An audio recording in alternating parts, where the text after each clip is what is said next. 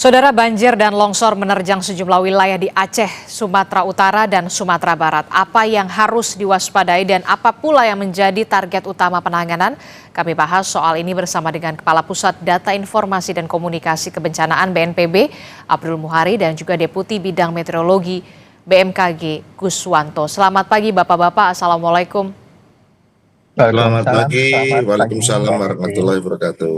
Oke, Rizky. saat ini semuanya sedang melakukan penanganan banjir dan juga tanah longsor yang terjadi di Aceh, Sumatera Utara, dan juga Sumatera Barat. Begitu, saya ingin ke Pak Muhari dulu. Pak Muhari, terkait dengan bencana banjir dan juga tanah longsor yang terjadi di Sumatera bagian utara ini, saat ini Kepala BNPB juga berada di lokasi. Apa yang menjadi prioritas penanganan bencana saat ini, Pak Muhari?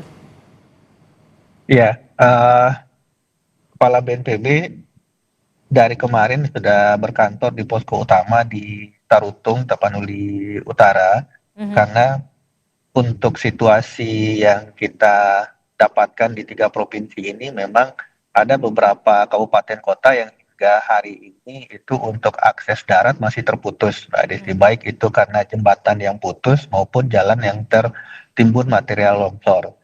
Kemarin kami sudah rapat tingkat menteri dan dari PU juga menyampaikan sebenarnya alat berat sudah standby di lokasi, tetapi untuk bisa menjangkau titik-titik yang harus dibersihkan itu masih ada kendala-kendala, baik itu intensitas hujan yang masih tinggi dan hal-hal lain. Dan tentu saja ini juga membuat uh, prioritas utama kita untuk menjamin logistik dasar permakanan dan non permakanan kepada masyarakat juga terganggu. Untuk itu ada beberapa prioritas, setidaknya ada 3 prioritas yang diutamakan selama Kepala BNPB berkantor di Tarutung. Pertama, pemulihan akses ini menjadi hal yang sangat penting. Hmm. Saat ini di 3 provinsi tersebut di beberapa kabupaten kota sudah standby masing-masing di tiap provinsi 3 hingga 4 alat berat dari Kementerian PU yang saat ini siap untuk bekerja kalau misalkan kondisi cuaca dan akses ke lokasi yang juga sedang dibuka. Kemudian untuk pemulihan jembatan, ini nantinya kami juga akan melihat skala prioritas dari jembatan-jembatan yang memang sangat penting untuk segera kita pulihkan. Kalau misalkan itu memang merupakan denyut nadi perekonomian masyarakat, maka kita akan bangun jembatan Beli. Jembatan Beli ini waktu pengerjaannya itu sekitar 2 hingga 6 minggu. Jadi ini akan kita percepat khusus untuk jembatan-jembatan yang menghubungkan sungai dengan lebar mungkin di atas 50 meter, karena ini yang paling penting. Kalau yang di bawah 50 meter mungkin sementara bisa kita gunakan material lain. Oke. Kemudian Mhm. pemulihan akses listrik dan komunikasi. Ada beberapa tempat yang masih blackout untuk jaringan komunikasi GSM. Mhm. Ini pagi ini kami akan mencoba berkoordinasi dengan provider telekomunikasi bagaimana strategi kita untuk bisa sesegera mungkin memulihkan akses komunikasi di daerah tersebut. Mhm. Karena kalau komunikasi sudah bisa pulih, tentu saja kebutuhan-kebutuhan mendesak masyarakat, update situasi di lapangan akan bisa lebih efektif kita lakukan, Mbak Desti. Oke, jadi prioritas penanganannya yang pertama adalah pemulihan akses jalan begitu ya, termasuk juga jembatan untuk melakukan pendistribusian logistik dan juga bantuan, termasuk juga pemulihan aliran listrik dan juga jaringan internet ya Pak ya, khususnya di daerah-daerah yang saat ini masih blackout. Nah, bagaimana dengan korban jiwa dan juga terluka, termasuk juga para pengungsi yang terdampak dari bencana ini? Mulai kita sisir dulu di Aceh, seperti apa Pak? Ya, untuk Aceh secara total kemarin kami sudah menerima laporan dari gubernur dan para bupati dan wali kota yang bisa bergabung dengan akses komunikasi yang memungkinkan. Saya akan mengambil secara total per provinsi saja. Mhm. Untuk provinsi Aceh itu yang sebelumnya data kita tidak ada korban jiwa meninggal dunia. Kemarin Bupati Benar Meriah menyampaikan ada 9 jiwa meninggal dunia. Ini adalah data baru yang kami dapatkan sehingga Aceh saat ini terdapat 9 jiwa korban meninggal dunia yang nanti masih akan kami verifikasi dengan SAR dan Polri. Kemudian di Sumatera Utara itu ada 30 korban jiwa meninggal dunia dan sekitar 13 jiwa hilang. Hmm. Kemudian untuk Sumatera Barat itu ada 9 jiwa meninggal dunia dengan rincian 4 di Kota Padang dan 5 di Padang Pariaman. Memang masih ada beberapa korban hilang dan masyarakat yang masih harus dievakuasi ke tempat yang lebih aman. Saat ini kami sudah standby, sudah ada satu heli EC-55 yang akan kami optimalkan untuk angkutan orang dan barang. Tadi Pak Kepala BNPB sudah menyampaikan bahwa selain heli ini kami punya 3 karavan yang sudah digunakan 2 sorti kemarin untuk distribusi logistik ke Sibolga. Jadi memang ketika akses darat tidak memungkinkan untuk dilalui, maka kami akan mengoptimalkan akses udara airlifting ini akan kami sangat optimalkan.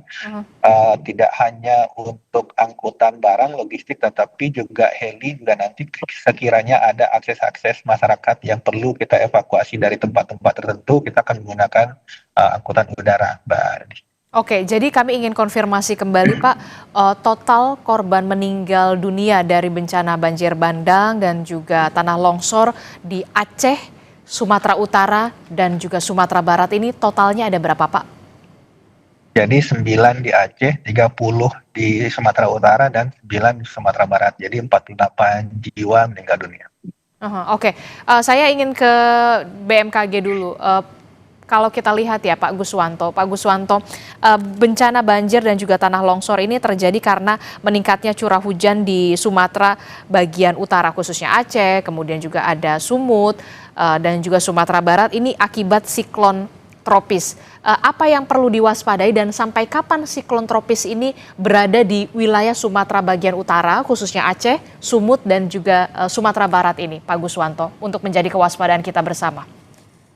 Baik, Risti, kalau dilihat situasinya sebenarnya kan siklon tropis Senyar ini muncul sejak tanggal 21, yaitu pada waktu itu dia masih low pressure area, kemudian menjadi bibit siklon tropis 95B ya.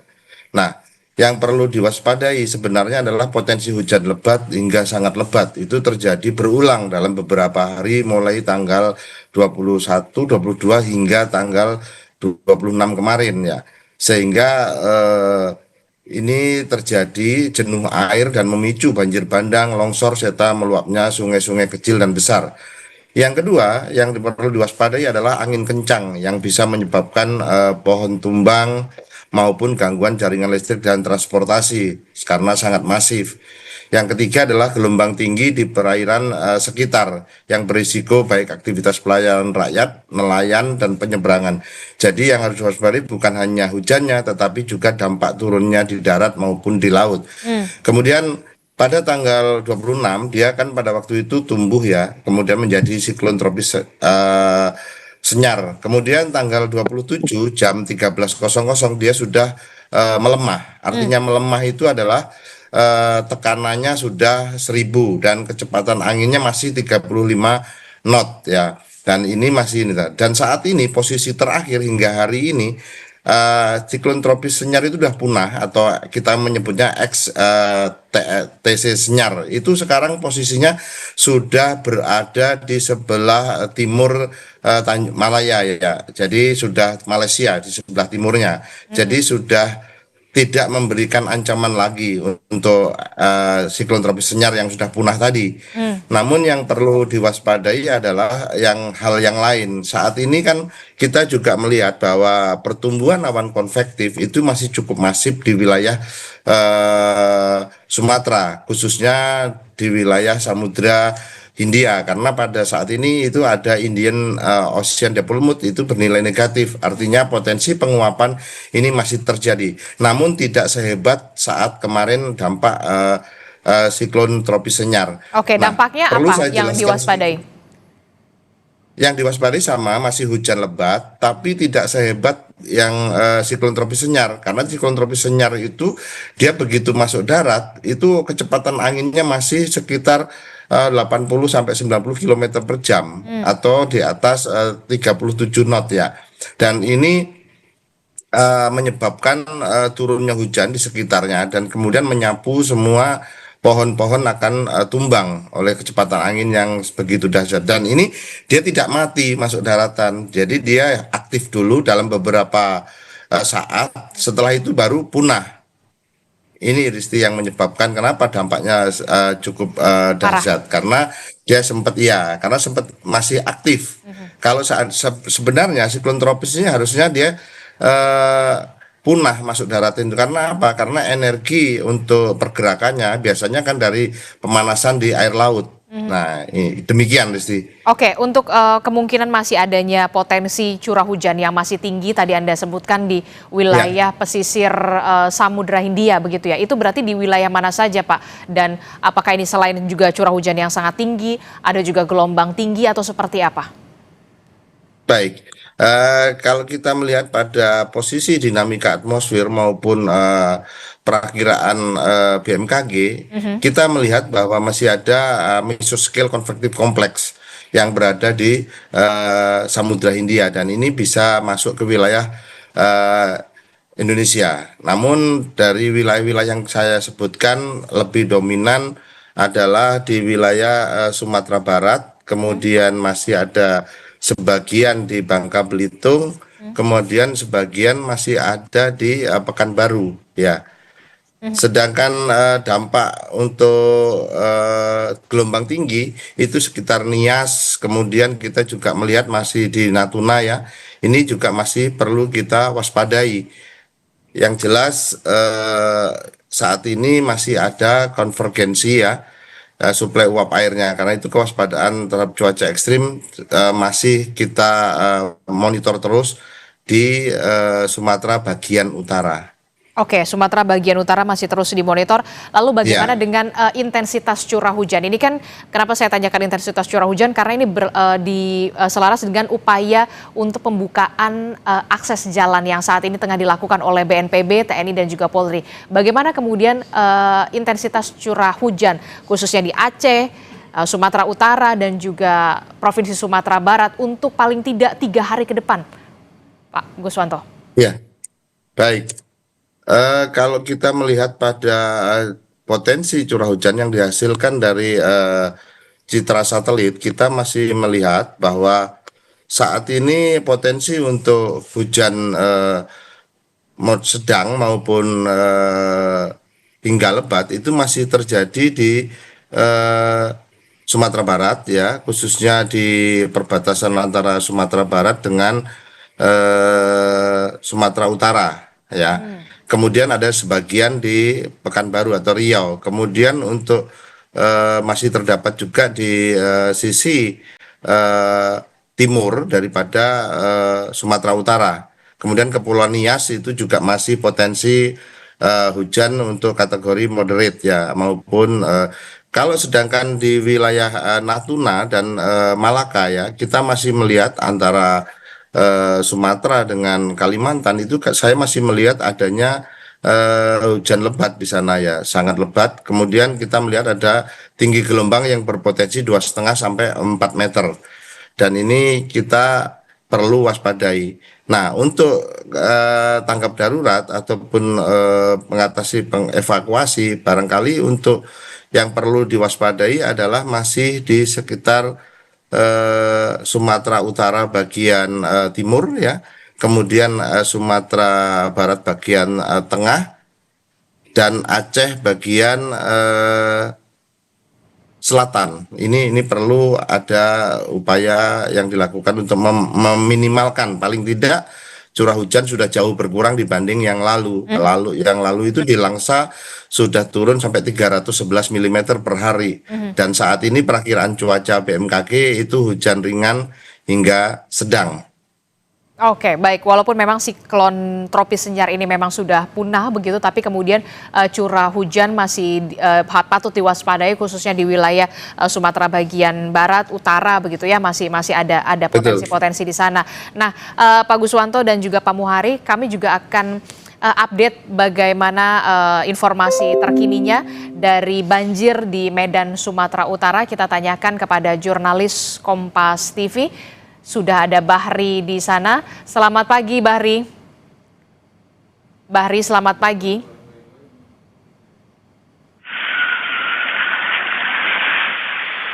Bahri, Anda saat ini berada di posisi di mana dan bagaimana kondisi banjir di pagi hari ini di sana? Bisa diceritakan kepada kami semua. Ya, baik, Adisti dan juga saudara. Pasca banjir yang melanda Kota Medan sejak jam siang, Kamis siang tadi hingga Jumat dini hari. Hingga pagi ini banjir sudah mulai berangsur surut. Dari pantauan kami Jumat pagi hari ini di beberapa lokasi kami memantau sudah terjadi penyurutan air khususnya di jalan-jalan yang ada di Kota Medan, seperti di Jalan Iskandar Muda, kemudian di Jalan Abdullah Lubis dan Jalan Wahid Hasim Medan. Air yang tadinya dengan ketinggian 50 cm sejak tadi malam yang sempat membuat warga lumpuh total aktivitasnya, kini sudah turun sekitar 5 cm Adisti.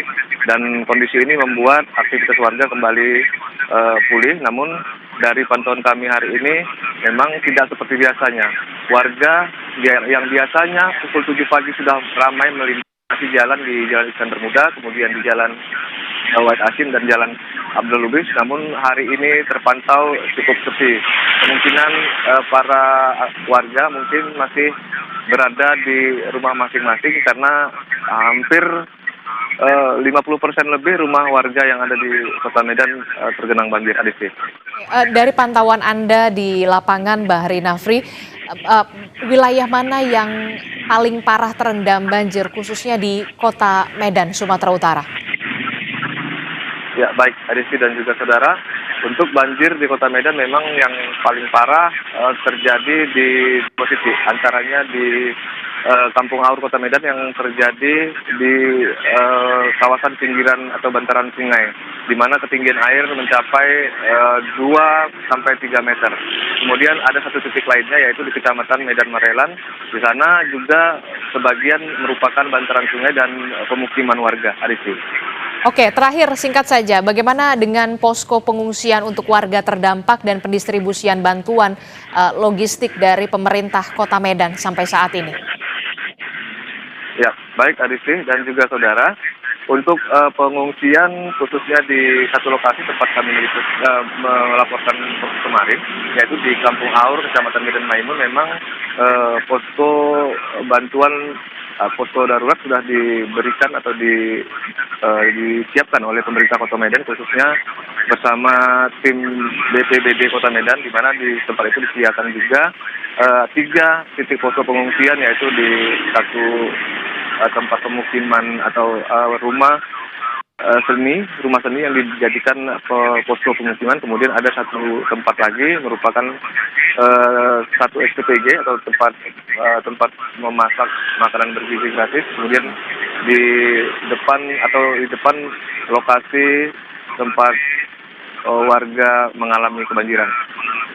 Dan di sini dapur umum juga sudah disiapkan serta makanan dan obat-obatan di sini. Oke, baik, nanti kami akan update lagi perkembangannya dari bencana banjir di Kota Medan, Sumatera Utara. Terima kasih Bahri Nasri telah melaporkan langsung dari Kota Medan, Sumatera Utara. Tetap berhati-hati dan juga waspada. Selamat bertugas kembali. Saudara, kami akan lanjutkan perbincangan kami bersama dengan BMKG dan juga BNPB begitu ya, terkait dengan penanganan bencana banjir dan juga tanah longsor di wilayah Aceh, Sumatera Utara dan juga Provinsi Sumatera Barat. Saya mau ke Pak Muhari dulu berarti. Pak Muhari, bagaimana dengan penanganan warga khususnya balita dan juga lansia, baik itu di Provinsi Aceh, Sumatera Utara dan juga di Sumatera Barat, di Tapanuli Tengah, Tapanuli Selatan, ini salah satu yang kemudian juga disorot bagaimana bencana banjir bandang pada saat itu. Ya, Ada satu hal yang perlu saya informasikan juga Mbak Adisti. Dari kemarin BNPB bersama BMKG itu sudah melaksanakan operasi modifikasi cuaca. Tadi disampaikan oleh Pak Guswanto, memang siklonnya sudah meluruh, tetapi masih banyak potensi-potensi awan yang bisa menyebabkan hujan lebat hingga ekstrim. Kita sudah mengerahkan 2 unit pesawat untuk beroperasi di 3 kawasan provinsi ini, yang kita harapkan nanti ketika intensitas hujan bisa kita kurangi, maka tentu saja efektivitas dari tim darat yang bekerja itu bisa lebih optimal. Itu yang pertama. Yang kedua, terkait dengan penanganan lansia, kelompok rentan, bayi, dan seterusnya. Untuk dukungan logistik pemakanan dan non permakanan itu sudah kami pilah kebutuhan kelompok rentan menjadi perhatian kita. Tetapi sekali lagi nanti untuk distribusinya kami akan sangat bergantung pada operasi udara, karena di beberapa tempat tadi akses darat masih belum pulih sepenuhnya. Dan satu hal lagi yang mungkin sangat penting Mbak Adisti, dari 2 hari lalu kami menerima banyak telepon pengaduan tidak bisanya anggota masyarakat menghubungi sanak keluarga yang berada di daerah terdampak. Ini kami mohon dibantu sebarkan. Kami di Posko Tarutung, Pak Kepala BNPB sudah membuat satu call center, Mbak Adisti, mohon bisa ditampilkan 0811 0811 6164 6164 5500. 5500. Oke, jadi call centernya ya Pak ya? Ini kami harapkan masyarakat bisa menyampaikan data kerabat yang tidak bisa dihubungi. Karena kalau ini digunakan untuk menelpon, pasti jalurnya akan traffic dan juga kami khawatirnya tidak bisa merespon. Nantinya ini kami harapkan masyarakat bisa menuliskan data kerabat sanak yang tidak bisa dihubungi. Nanti tim kami yang ada di kota itu akan meng-cross-check di lapangan. Jadi ini kami harapkan bisa membantu. Nanti setiap hari di evaluasi sore kami akan checklist dari data aduan masyarakat yang kemudian disampaikan ke kami, mana yang sudah ditindaklanjuti, mana yang belum, kita akan selalu update kalau belum ditindaklanjuti kendalanya apa dan seterusnya. Ini yang sangat penting buat kami sampaikan Pak. Oke, bisa diulang kembali Pak, 08 untuk call centernya 0811 6164 6164 5500. 5500. Oke.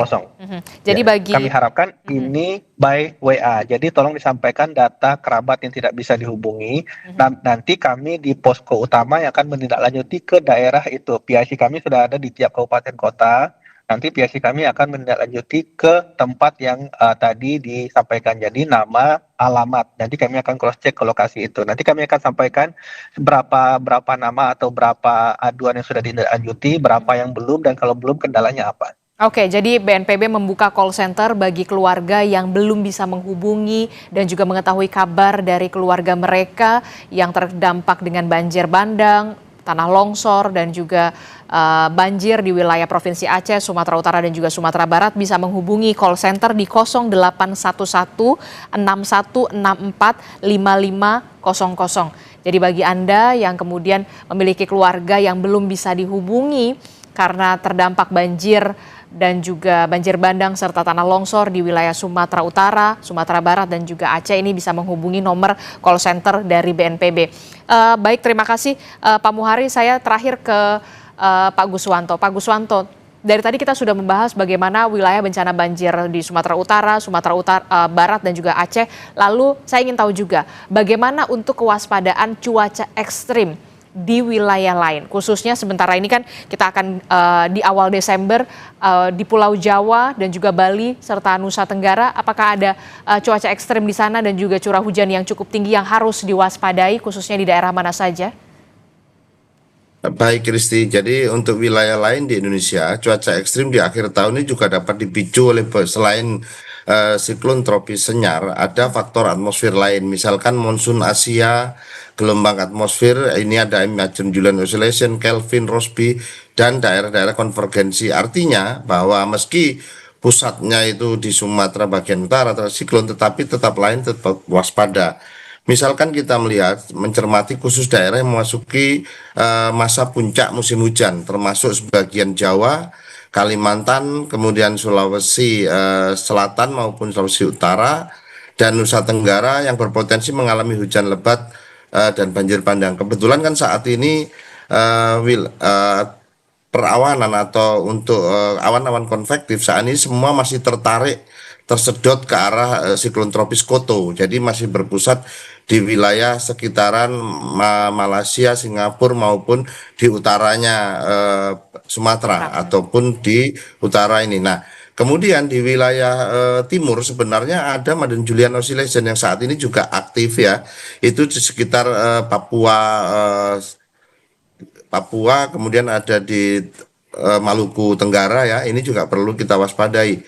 Sedangkan kita melihat juga ada konvergensi ya, itu juga masih terjadi di wilayah Jawa Timur, kemudian kita juga melihat adanya di sisi tengah daripada Jawa Timur ya, itu masih terjadi ya, Kristi. Oke, jadi perlu diwaspadai juga cuaca ekstrim seperti curah hujan yang tinggi juga masih melanda wilayah Pulau Jawa, kemudian Nusa Tenggara, bahkan Nusa Tenggara, Papua bahkan ya.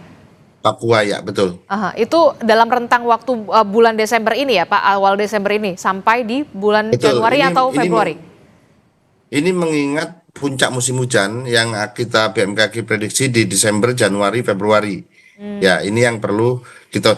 Nah, saat ini kan memang terjadi seperti semacam pemusatan awan-awan konvektif di wilayah sekitaran Sumatera Utara, kemudian Malaysia dan bagian Natuna ya, atau kemudian di wilayah Samudra Hindia.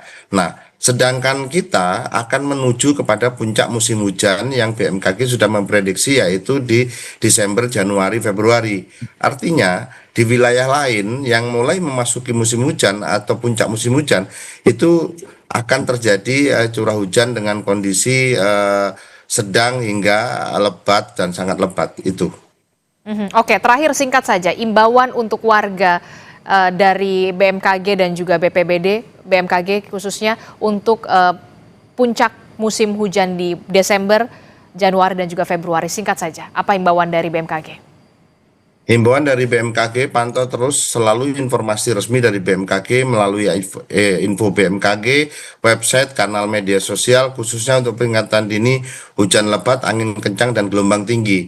Yang kedua, waspadai lingkungan sekitar. Jika tinggal di dekat tebing, lereng, curam, atau bantaran sungai, segera waspada bila hujan turun terus-menerus dalam durasi panjang, terutama di malam hari. Dan jauhi aktivitas di sungai yang aliran deras ya. Kira-kira itu. Oke, baik. Terakhir Pak Muhari, apa imbauan dari BNPB? Kalau kita tadi mendengar dari BMKG, sebenarnya puncak musim hujan ini masih akan terjadi di bulan Desember, Januari, dan juga Februari, dan tentu saja menjadi kewaspadaan bagi kita semua. Ya, ada dua hal, terutama bagi saudara-saudara kita yang bertempat tinggal dan beraktivitas di sepanjang daerah aliran sungai atau di sekitar daerah dengan kelerengan tinggi. Tadi disampaikan Pak Guswanto, sekiranya terjadi hujan dengan intensitas tinggi durasi lama, maka segera hindari dua lokasi ini sampai kondisi benar-benar aman, Mbak Desi. Oke, baik. Terima kasih Kepala Pusat Data Informasi dan Komunikasi Kebencanaan BNPB, Pak Abdul Muhari, dan juga Deputi Bidang Meteorologi BMKG, Pak Guswanto telah bergabung bersama kami. Sehat selalu Bapak-Bapak. Assalamualaikum, selamat pagi dan selamat bertugas. Sehat selalu. Terima kasih Risti dan Pak Muhari.